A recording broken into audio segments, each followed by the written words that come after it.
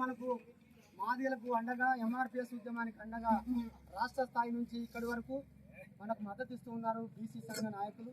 ఈ కార్యక్రమంలో భాగంగా మన మండలవాసి అన్న జనార్దన్ అన్న యాదవ్ అన్న కూడా మనకు మద్దతుగా ఈ గప్పు ప్రదర్శన కార్యక్రమంలో పాల్గొన్నారు.